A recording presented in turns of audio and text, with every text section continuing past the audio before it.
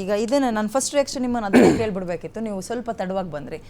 ಈ ರೆಹಮಾನ್ ಕೊಲೆ ಪ್ರತೀಕಾರದ ಕೊಲೆನಾ? ಅದೇ ರೀತಿ ಕಾಣಿಸ್ತಾ ಇದೆ. ನಾನು ನಿಮ್ಮ ಹತ್ರ ಮಾತಾಡ್ತೀನಿ, ಇದಕ್ಕೆ ಸಂಬಂಧಪಟ್ಟಂತೆ ಕೆಲವೊಂದು ಅಪ್ಡೇಟ್ ಪಾಯಿಂಟ್ ಸಿಗ್ತಾ ಇದೆ, ನೋಡ್ಬಿಡೋಣ. ಮೊದಲಿಗೆ ಪ್ರತೀಕಾರದ ಹತ್ಯೆನ ಅಥವಾ ಏನು, ರೆಹಮಾನ್ ಕೊಲೆ ಯಾಕಾಗಿದ್ದು, ಇದ್ರ ಬಗ್ಗೆ ಮಾತನಾಡ್ತಾ ಹೋಗೋಣ. ಕರಾವಳಿಯಲ್ಲಿ ಸೇಡಿನ ಹತ್ಯೆಗಳು ನಿಲ್ಲೋದು ಯಾವಾಗ ಪ್ರಶ್ನೆ. ಜನರನ್ನ ಕೆರಳಿಸ್ತೀವಿಯಾ ಮುಖಂಡರ ಭಾಷಣಗಳು? ಭಾಷಣದಿಂದಲೇ ಕೊಲೆ ನಡೀತಾ ಇದೆ ಅಂತ ಇದ್ದಾರೆ ಮುಸ್ಲಿಂ ಮುಖಂಡರು. ಭಾಷಣಕಾರರನ್ನ ಮೊದಲು ಬಂಧಿಸಬೇಕು ಅಂತ ಒತ್ತಾಯ ಕೂಡ ಕೇಳಿ ಬರ್ತಾ ಇದೆ. ಕರಾವಳಿಯಲ್ಲಿ ಸೇಡಿನ ಹತ್ಯೆಗಳು ನಿಲ್ಲೋದು ಯಾವಾಗ ಅನ್ನುವ ಪ್ರಶ್ನೆಯ ಜೊತೆಗೆ ಪ್ರಚೋದನೆಯ ಭಾಷಣಗಳಿಂದಲೇ ಒಂದಾದ್ಮೇಲೆ ಒಂದು ಕೊಲೆಗಳು ಆಗ್ತಾ ಇದೆಯಾ, ಭಾಷಣದಿಂದಲೇ ಕೊಲೆ ನಡೀತಾ ಇದೆ ಅಂತ ಓಕೆ ಆ ಒಂದು ಧರ್ಮದ ಮುಖಂಡರು ಹೇಳ್ತಾ ಇದ್ದಾರೆ. ಹಾಗಾಗಿ ಭಾಷಣಕಾರರನ್ನ ಮೊದಲು ಬಂಧಿಸಬೇಕು ಅಂತ ಒತ್ತಾಯಗಳು ಕೇಳಿ ಬರ್ತಾ ಇದೆ. ಹಾಗಾದ್ರೆ ಯಾವ್ಯಾವ ಭಾಷಣ ಹೇಗೆ ಮಾತಾಡಿದ್ದಾರೆ, ಯಾರ್ಯಾರು ಮಾತಾಡಿದ್ದಾರೆ ಅದನ್ನ ನೋಡ್ಬಿಡೋಣ ಮೊದಲಿಗೆ.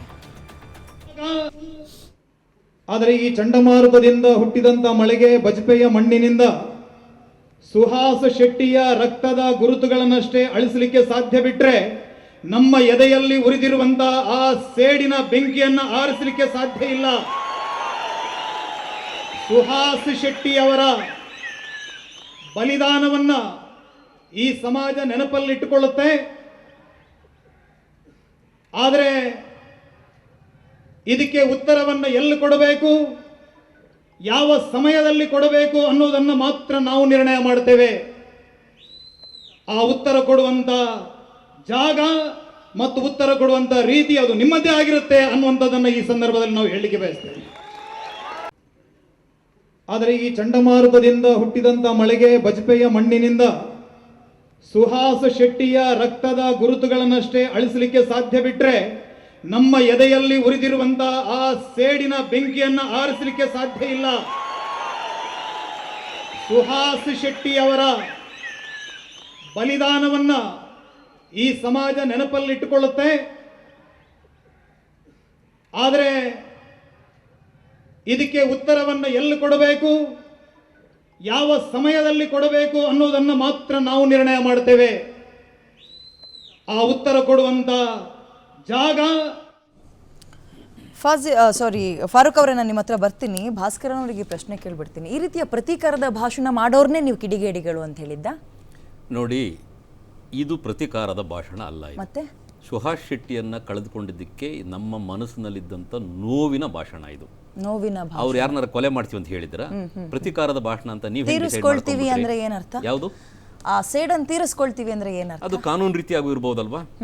ನೀವು ಹೇಗೆ ಕಾನೂನಾತ್ಮಕವಾಗಿ ಮಾಡಲ್ಲ ಅಂತ ಈ ರೀತಿಯ ಭಾಷಣಗಳನ್ನ ಮಾಡೋರ್ನ ಹೀಗೆ ಬಿಟ್ಕೊಂಡು ಹೋದ್ರೆ ಇಲ್ಲೊಂದು ಧರ್ಮದಲ್ಲಿ ನಾಳೆ ಆ ಧರ್ಮದಲ್ಲಿ ಅಂದ್ರೆ ನೀವು ಹೇಳೋದು ವಾರಕ್ಕೊಂದು ಹೆಣ ಬೀಳಲಿ ಮಂಗಳೂರಿನಲ್ಲಿ ಹಿಂದೂಗಳು ಅಂತ ಆ ಹೇಳ್ತೀರಾ? ರೀತಿಯ ಪ್ರಚೋದನಾ ಭಾಷಣಗಳನ್ನು ಕೊಡ್ತಾರದ್ ನೀವು ನಿಲ್ಸಿ ಅಂತ ಹೇಳ್ತಾರೆ. ಒಂದ್ ನಿಮಿಷ. ಅದೇ ಅಲ್ಲ, ಅಂದ್ರೆ ಪ್ರತಿ ವಾರ ಪ್ರತಿ ತಿಂಗಳು ಅಂತ ಹೇಳ್ತಾರ. ಒಂದ್ ನಿಮಿಷ, ಪ್ರತಿ ವಾರ ಪ್ರತಿ ತಿಂಗಳು 2-2, 3-3 ನಮ್ಮ ಹಿಂದೂ ಹುಡುಗರು ಹೆಣ ಬೀಳಲಿ ಅಂತ ಹೇಳ್ತೀರಾ ನೀವು? ಹೇಳಿ. ಹೆಣ ಬೀಳುತ್ತೆ ಅನ್ನೋ ಕಾರಣಕ್ಕೆ ಈ ರೀತಿಯ ಭಾಷಣಗಳನ್ನ ನೀವು ಒಪ್ಕೊಳ್ತೀರಿ, ಮೆಚ್ಕೊಳ್ತೀರಿ. ನಾನ್ ನೋಡಿ ಒಪ್ಕೊಳ್ಳೋದು ಇಲ್ಲ, ಮೆಚ್ಕೊಳ್ಳೋದು ಇಲ್ಲ. ಆದ್ರೆ ಇಲ್ಲಿ ವಾಸ್ತವಾಂಶ ಅಂತ ಒಂದಿದೆ. ಸುಹಾಸ್ ಶೆಟ್ಟಿ ಪ್ರಾಣಕ್ಕೆ ಹಾಗಾದ್ರೆ ಬೆಲೆ ಇಲ್ವಾ? ಅದಕ್ಕೆ ಅದನ್ನ ಹಾಗೆ ಮರ್ತ್ಬಿಡ್ಬೇಕಾ? ಓಕೆ, ಏನು ಓಕೆ ಮರಿಬಾರ್ದು ಅಂದ್ರೆ ಏನ್ ಮಾಡ್ಬೇಕು ಹೇಳಿ? ನಾವು ಎಲ್ಲ ರೀತಿಯಾದಂತ ಹೋರಾಟ ಮಾಡ್ತೀವಿ. ಯಾವ ರೀತಿಯ ಹೋರಾಟ? ನಾವು ನೋಡಿ ನಮ್ಮ ಹಿಂದೂಗಳಲ್ಲಿ ಜಾಗೃತಿಯನ್ನ ಮೂಡಿಸ್ತೀವಿ, ಕಾನೂನಿನ ಹೋರಾಟವನ್ನ ಮಾಡ್ತೀವಿ. ಇನ್ನ ಒಂದು ಹೆಜ್ಜೆ ಮುಂದಕ್ಕೆ ಹೋಗಿ ಹೇಳ್ತೀನಿ, ಮತ್ತೆ ಏನಾದ್ರೆ ಈ ರೀತಿ ಏನಾದ್ರೆ ಹಿಂದೂ ಹುಡುಗರ ಮೇಲೆ ಏನಾದ್ರೆ ಮೈ ಮೇಲೆ ಬಿದ್ರೆ ಆಗ ಪ್ರತೀಕಾರದ ಕೊಲೆಗಳಾದ್ರೂ ಅದನ್ನ ನಾನು ಸಮರ್ಥನೆ ಮಾಡ್ತೀನಿ. ಸಂಘರ್ಷದಿಂದಲೇ ಸಮಾಜವನ್ನ ಪರಿವರ್ತನೆ ಮಾಡ್ತೀವಿ ಅನ್ನೋದನ್ನ ಫಿಕ್ಸ್ ಆಗ್ಬಿಟ್ಟಿದ್ದೀರಾ ನೀವು? ಯಾವುದು? ಸಂಘರ್ಷದಿಂದಲೇ ಸಮಾಜವನ್ನ ಪರಿವರ್ತನೆ ಮಾಡ್ತೀವಿ ನಾವು, ಇಂತಹ ಕೊಲೆಗಳು ಆಗ್ತಾ ಇರುತ್ತೆ, ಪ್ರತೀಕಾರದ ಕೊಲೆಗಳು ಆಗ್ತಾ ಇರುತ್ತೆ. ಈ ದೇಶವನ್ನ ನಾವು ಕಟ್ಟಿರೋದೇ ಸಂಘರ್ಷದ ಆಧಾರದ ಮೇಲೆ. ಅದನ್ನ ಹೀಗೆ ಮುಂದುವರಿಸಿಕೊಂಡು ಹೋಗ್ಬೇಕು. ಖಂಡಿತವಾಗ್ಲು ಧರ್ಮದ ವಿಚಾರದಲ್ಲಿ ವಿಷ ಬೀಜ ಬಿತ್ಕೊಂಡು ಮುಂದುವರಿಸಿಕೊಂಡು ಒಂದ್ ನಿಮಿಷ. ಒಳ್ಳೆ ಮುಸಲ್ಮಾನನಿಗೆ ನಮ್ಮ ದೇಶದಲ್ಲಿ ತೊಂದರೆ ಇಲ್ಲ, ಅರ್ಥ ಮಾಡ್ಕೊಳ್ಳಿ.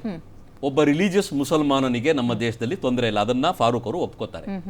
ಯಾರು ಜಿಹಾದಿ ಮೈಂಡ್ ಸೆಟ್ ಅನ್ನ ಇಟ್ಕೊಂಡು ಫಂಡಮೆಂಟಲಿಸ್ಟ್ ರಾಡಿಕಲ್ ಅಪ್ರೋಚ್ ಇರುವಂತ ಮುಸಲ್ಮಾನನಿಗೆ ಮಾತ್ರ ತೊಂದರೆ ಆಗುತ್ತೆ. ಫಾಜಿಲ್ ಎಂತ ಮುಸಲ್ಮಾನ ಆಗಿದ್ರು? ಯಾರು? ಈ ರೆಹಮಾನ್ ಬಿಟ್ಟಾಕಣ ಫಾಜಿಲ್ ಸತ್ನಲ್ಲ ಸುಹಾಸ್ ಹಿಂದೆ ಆತ ಎಂತ ಮುಸಲ್ಮಾನ ಆಗಿದ್ರು? ಜಿಹಾದಿ ಆಗಿದ್ದ ಅವ್ನು. ಹೌದಾ ಹೌದಾ ಫಾರೂಕ್ ಅವರು? ಖಂಡಿತ ಯಾವ್ದಾದ್ರು ಒಂದು ಪ್ರೂಫ್ ಇದ್ರೆ ಖಂಡಿತ ಪ್ರೂಫ್ ದಿನಪತ್ರಿಕೆಗಳಲ್ಲೇ ಬಂದಿದೆ. ಒಬ್ಬ ಅಮಾಯಕನ ದಿನಪತ್ರಿಕೆಯಲ್ಲಿ ಬಂದಿದ್ದು ಎಲ್ಲದನ್ನು ನೀವು ಒಪ್ಕೊಳ್ತೀರಿ ಹಾಗಾದ್ರೆ? ಹಂಗಂದ್ರೆ ನೀವು ಮಾಧ್ಯಮದಲ್ಲಿ ದಿನಪತ್ರಿಕೆಯನ್ನು ಒಪ್ಪಲ್ವಾ? ಫಾಜಿಲ್ ಕೋಮುದ್ವೇಷಿ, ಒಂದ್ ನಿಮಿಷ. ಆತ ಇಂತಹ ಕೇಳಿ ಇಲ್ಲಿ ಜಿಹಾದ್ ಕೆಲಸವನ್ನ ಮಾಡ್ತಾ ಇದ್ದ ಅನ್ನೋದನ್ನ ಏನಿತ್ತು? ಯಾವ ಪೇಪರ್ ಅಲ್ಲಿ ಹಾಕಿದ್ದಾರೆ? ಎಲ್ಲಾ ಪೇಪರಲ್ಲೂ ಬಂದಿದೆ, ಕರಾವಳಿ ನ್ಯೂಸ್ಗಳಲ್ಲಿ ಎಲ್ಲಾದ್ರಲ್ಲೂ ಬಂದಿದೆ. ಏನಂತ ಹಾಕಿದ್ದಾರೆ? ಏನಂತ ಹಾಕಿದ್ದಾರೆ? ಅವನಿಗೆ ಯಾರ ಸಂಘಟನೆಗಳ ಜೊತೆ ನಂಟಿತ್ತು, PFI ಇರಲಿ, ಆಮೇಲೆ ಕ್ಯಾಂಪಸ್ ಫ್ರಂಟ್ ಆಫ್ ಇರಲಿ, ಅಥವಾ ಇಂಡಿಯಾ ಇರಲಿ, ಅಥವಾ SDPI ಇರಲಿ, ಪ್ರೂಫ್ ಇದೆಯಾ ಸರ್ ನಿಮ್ಮ ಹತ್ರ? ಪ್ರೂಫ್ ಇದೆಯಾ ಸರ್? ಕರಾವಳಿ ನ್ಯೂಸ್ಗಳಲ್ಲೇ ಬಂದಿದೆ ಅಂತ ಹೇಳ್ತಾ ಇದ್ದೀನಲ್ಲ. Proof ಇದೆಯಾ sir? ನೀವು ಕೇಳಿದ್ರೆ ತರ್ತಿದ್ದೆ ನಾನು, ನೀವು ಕೇಳಿದ್ರೆ ತರ್ತಿದ್ದೆ. ಪ್ರಚೋದನೆ ಹೇಳಿಕೆಯನ್ನ ಕೊಡೋದು, ಈ ರೀತಿಯಾಗಿ ಹಾದಿಯನ್ನು ನೋಡಿ, ತಪ್ಪಿಸೋದು ನಾನು ಸಮಾಜದಲ್ಲಿ ಇದು ಒಂದು ನಾನು ಕೆಲಸ ಮೊದಲಿಂದ ಆಗ್ಬಿಟ್ಟಿದ್ಯಾ? ಹೇಳ್ತಾ ಇದ್ದೀನಿ. ಕರಾರುವಾಕ್ಕಾಗ್ಬಿಟ್ಟಿದ್ಯಾ? ಹೇಳ್ತಾ ಇದ್ದೀನಿ, ಕಾರ್ಯಕ್ರಮದ ಆರಂಭದಲ್ಲೇ ಹೇಳಿದ್ದೀನಿ, ಹಿಂದೂ ಆಗಲಿ ಮುಸ್ಲಿಂ ಆಗಲಿ ಅಥವಾ ಇನ್ಯಾವುದೇ ಕೋಮಿನ ವ್ಯಕ್ತಿ ಸತ್ರೆ ಅದು ಈ ದೇಶಕ್ಕೆ ನಷ್ಟ ಅಂತ ಮೊದಲೇ ಹೇಳಿದ್ದೀನಿ. ಏನ್ ಹೇಳಿ, ಫಂಡಮೆಂಟಲಿಸ್ಟ್ ಅಪ್ರೋಚ್ ಇರೋರು, ರ್ಯಾಡಿಕಲೈಸ್ ಆಗಿರೋರು ನೀವು ಈ ರೀತಿ ಮಾಡ್ತಾ ಇದ್ದಾರೆ. ಹೇಳಿದ್ರಲ್ಲ ಅದು ತಪ್ಪು. ಇಲ್ಲ. ದಯವಿಟ್ಟು ಹೇಳ್ತೀನಿ ಕೇಳಿ. ಒಂದ್ ನಿಮಿಷ. ತಮ್ಮ ಮೇಲೆ ಬಹಳ ಒಂದು ಒಳ್ಳೆ ಅಭಿಪ್ರಾಯ ಇದೆ, ಒಳ್ಳೆ ಅಭಿಮಾನ ಇದೆ. ಯಾಕಂದ್ರೆ ತಾವು ಯಾವತ್ತೂ ಅಷ್ಟೇ ನ್ಯಾಯಕ್ಕೋಸ್ಕರ ಮಾತಾಡ್ತೀರ ಅಂತ ಹೇಳ್ಬಿಟ್ಟು ಅದೇ ಪ್ರೀತಿ ನನ್ನ ಮನಸ್ಸಲ್ಲೂ ಇದೆ ತಮ್ಮಲ್ಲಿ.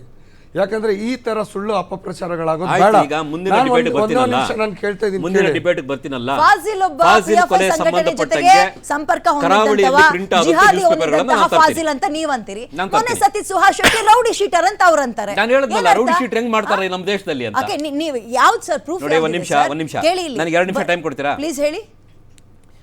ಈ JJR ನಗರ, ಜಗಜೀವನ್ ರಾಮ್ ನಗರದಲ್ಲಿ 4 ಹಿಂದೂ ರುದ್ರಭೂಮಿ ಇತ್ತು. 2ರಲ್ಲಿರುವಂತಹ 3500 ಸಮಾಧಿಗಳನ್ನು ತೆಗೆದು ಅದನ್ನ ಪ್ಲೇ ಗ್ರೌಂಡ್ ಮಾಡಿದ್ರು.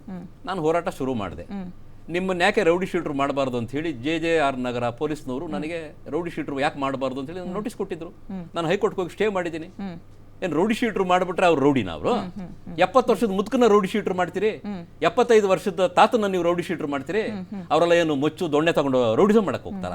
ಸುಹಾಸ್ ಶೆಟ್ಟಿ ಇದ್ದಂತಹ ಆರೋಪಗಳು, FIR ಗಳೆಲ್ಲವೂ ಸುಳ್ಳು. ಪೊಲೀಸರು ಅವ್ರಿಗೆ ಮೂಗಿ ನೇರಕ್ಕೆ ಹಾಕೊಂಡಿದ್ದಾರೆ. ಅಂದ್ರೆ ಈಗ ಈ ದೇಶದಲ್ಲಿ ಆಗೋ FIR ಎಲ್ಲ ನಿಜಾನಾ?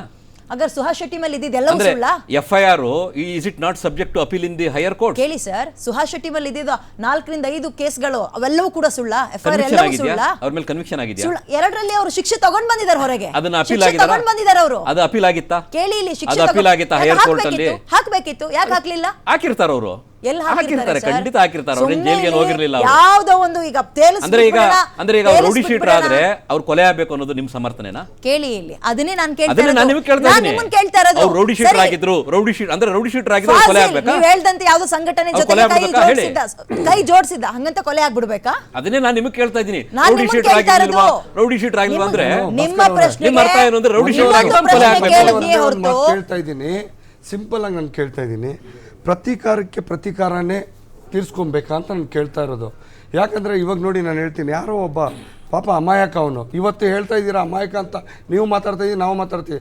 ನಾಳೆ ಹಿಂದೂ ಸಂಘಟನೆಯಿಂದ ಬಂದೇನು ಹೇಳ್ತಾರೆ, ಅವನು ಯಾವುದೋ ಸಂಘಟನೆಯಲ್ಲಿದ್ದ ಅವನು. ಯಾಕಂದರೆ ಫಾಜಿಲ್ ಬಗ್ಗೆ ಇವಾಗ ಹೇಗೆ ಮಾತಾಡ್ತಾ ಇದ್ದೀರಾ, ನಾಳೆ ಇವ್ರ ಬಗ್ಗೆನೂ ರೆಹಮಾನ್ ಬಗ್ಗೆನೂ ಅದೇ ಬರೋದು.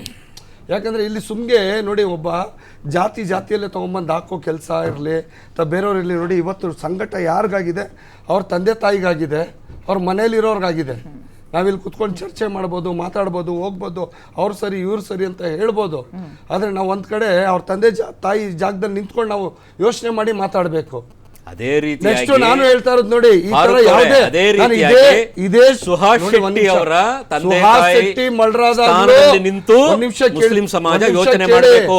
ಇದೇ ಮಾತನ್ನ ನಾನು ಅವಾಗ್ಲೂ ಹೇಳಿದೆ, ಪ್ರತೀಕಾರಕ್ಕೆ ಪ್ರತೀಕಾರ ಬೇಡ, ದಯವಿಟ್ಟು ಕೈ ಜೋಡಿಸಿ ನಾನು ಕೇಳ್ಕೊಂಡೆ, ದಯವಿಟ್ಟು ಇಲ್ಲೇ ಸ್ಟಾಪ್ ಆಗ್ಬೇಕಂದ್ರೆ ಇದೇ ಸ್ಟುಡಿಯೋ ಅಲ್ಲಿ ಹಿಂದೂ ಸಂಘಟನೆಯವರು ಏನು ಹೇಳಿದ್ರು, ನಾವು ಪ್ರತೀಕಾರಕ್ಕೆ ಪ್ರತೀಕಾರ ತಗೊಳ್ತೀವಿ ಅಂತ ಹೇಳ್ಬಿಟ್ಟು ಓಪನ್ ಸ್ಟೇಜ್ ಮೇಲೆ ಹೇಳಿದ್ರು. ಆದ್ರೆ ಅದನ್ನ ಮಾಡಿ ತೋರಿಸಿದ್ದಾರೆ ಇವಾಗ. ಅಂದ್ರೆ ಫಾರೂಕ್ ಅವರೇ, ನಿಮ್ಮ ಅನಿಸಿಕೆ ಏನು ಅಂದ್ರೆ ಇದೇ ರೀತಿ ಹಿಂದೂ ಹುಡುಗರು ಕೊಲೆ ಆಗ್ತಾ ಇರ್ಲಿ, ಯಾರು ಅಂತ ಹೇಳ್ಬೇಕಿತ್ತೇನೋ ನೋಡಿ. ಹಿಂದೂ ಸಿಕ್ಕಿರ್ಲಿ, ಯಾರಾದ್ರೂ ರಿಟೈರ್ಡ್ SP ಜಗದೀಶ್ ಸೇರಿದ್ದಾರೆ, ಜಾಯ್ನ್ ಆಗಿದ್ದಾರೆ. ಸರ್ ನಮಸ್ತೆ, ಕಾರ್ಯಕ್ರಮಕ್ಕೆ ಸ್ವಾಗತ ಸರ್. ನಾನು ನಿಮ್ಮ ಹತ್ರ ಮಾತಾಡೋದು ಬಹಳಷ್ಟಿದೆ ಸರ್. ಅಂದ್ರೆ ಈಗ ಪೊಲೀಸರ ಅಗತ್ಯನೇ ಇಲ್ಲ, ಕಾನೂನು ಅಗತ್ಯನೇ ಇಲ್ಲ, ಇವರೇ 2 ಧರ್ಮದವರೇ ನಿಂತ್ಕೊಂಡು ಕಾನೂನನ್ನು ಕೂಡ ಕೈಗೆತ್ಕೊಳ್ತಾರೆ.